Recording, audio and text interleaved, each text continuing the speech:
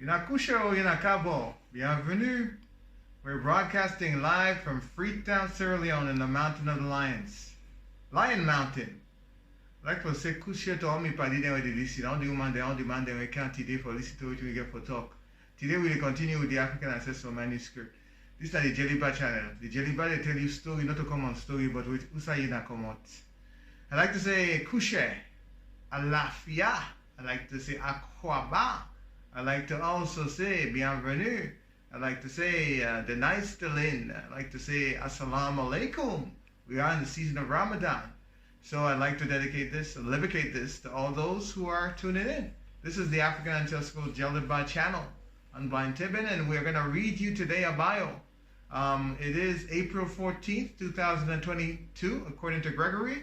Many more years according to our African ancestors. It's way, you know, we were way before them, so you know that.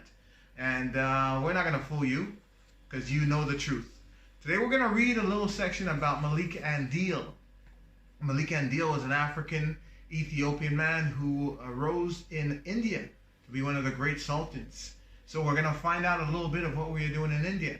And remember that the Dravidian culture originated from East Africa. People migrated there, and they were the ones who firstly populated India before the people from the Caucasus came down and started that racist thing called the caste system.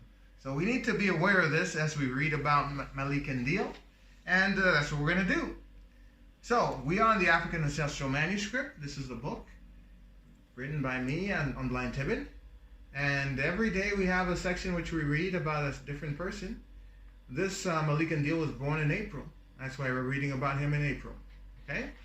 So let's read. Let's see what he did. Eel. Ow. Oh, it's somebody who's out of nowhere saying ow. That's wonderful. So one day, Malik Andeel bin day. Malik Andeel was a benevolent sultan of Bengal. And he died in 1494. That's way back, way back. Among the many Ethiopians who attained to the high power in Eastern India was Malik Andeel, possibly the greatest of their number. Born in bondage, he ultimately became commander-in-chief of the armies of the rich and potent kingdom of the Bengal under the rule of the Sultan Futteh Khan, and was later Sultan himself. In the course of a rebellion in 1473, Futteh Khan was killed. The throne was seized by Barik, chief eunuch. That means the eunuch, you know what a eunuch is, everybody. He had something removed from him. Who compelled Malik Andeel to take an oath of allegiance, promising that he would never attack him whilst he was on the throne. Malik Andeel, however, cherished plans of becoming sultan, ingratiating himself into the favor of Barik, and Barik was the eunuch king, until he had won his complete confidence.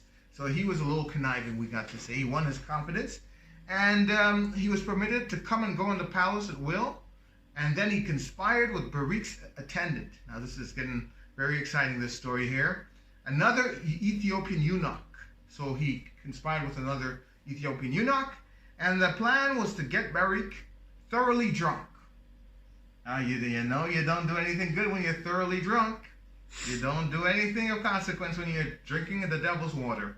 Okay, so let's stay away from that devil's water as much as we can. He conspired with Barik's attendant, another Ethiopian eunuch. The plan was to get Barik thoroughly drunk, and when this was achieved, Malik Andeel was called.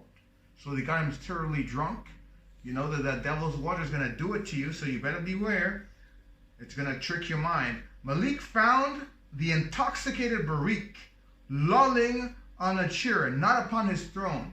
Now this is quite specific, because he told him he wouldn't overthrow him if he was sitting on his throne. And taking advantage of the occasion, he construed this a condition not covered by his oath and stabbed the sultan. Barik, however, was large and powerfully built, and in the rough and tumble fight that followed might have beaten Malik Andeel, had not the latter's attendants come to his rescue. Even then, they did not know where to strike, as the room was pitch dark. The lights having been extinguished in the scuffle, but Malik Andeel, who was underneath and covered by the Sultan's huge body, ordered them to stab. Barik was killed, and Malik Andeel emerged unhurt. That sounds like one of those best movies which you'll be watching on a daily basis. That struggle was quite monumental. Malik Andeel was then elected Sultan by the people of Bengal. So not was he just appointed, he was elected because of his great leadership qualities. He took on the official title of Feroz Shah. He was an able ruler. His Ethiopian counterparts backed him so effectively that none of the white Turkish or Afghan chiefs dared to rebel against him. Remember, we had the stories of all the different Africans in different places in the world. This is one of them. And remember, we had the story as well of the undefeatables. So this was a great king who was undefeatable. What went on to happen in his life? Malik Andeel was noted for his generosity. On one occasion, he ordered that a sum of money be distributed among the poor, which his ministers thought to be far too much. So they were eating all that money and they thought this was far too much. Remember, lots of African leaders today eating all that money and saying this is far too much to give the poor people. And somebody like Thomas Sankara says that the politicians sipping on champagne, exquisite drinks, and the people don't even have running water. We need to reflect on that. Is that what we want to happen? To impress this upon him, they heaped up the money in a room through which the Sultan was bound to pass. Learning of this intent, Malik Andeel said he saw it. Is that all? Double it. After a peaceful reign of 13 years, Malik Andeel transitioned to the ancestral realm in 1494. He was succeeded by his son, Madratak. The remains of a mosque, a minaret, and a reservoir built by Malik Andeel were still in evidence even in 1813. Now that's 400 years after he died. It sounds like he built something very sustainable. Malik Andeel governed his people with this strict justice and magnificent liberality. So that was Malik Andeel. And I think the key thing we can get from that is that lots of times we need to overcome, and being indentured and enslaved in a foreign land and still being able to rise to the position of a sultan eventually, even though it was quite an episode if we look at what happened in terms of their struggle. But sometimes you need to use these methods to reach to the top, especially when your people are compromised. I'm sure he made African people feel much more comfortable in that region. And that's what we need to do as people, make our brothers and sisters, elevate them.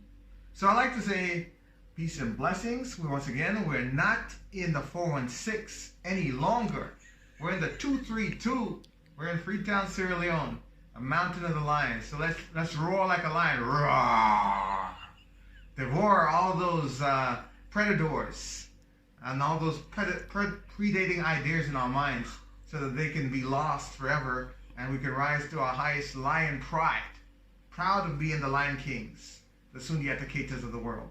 So I'd like to give thanks in Akusha in Akabo. We film this straight from Freetown, with all the Freetown man and woman there within this country. And we like to say all man with the listen with the everything we talk. Like to say thank you. Then I continue for listening to Unblinding channel, the Jeliba African Ancestral Manuscript channel, because we get plenty of things there we get for talk to you and picking them. And we got plenty ancestors, Shepsu and Gungun, who will be manifesting and speaking through me in days to come. Ashe, ashe, ashe, peace and blessings. Carry number. Head to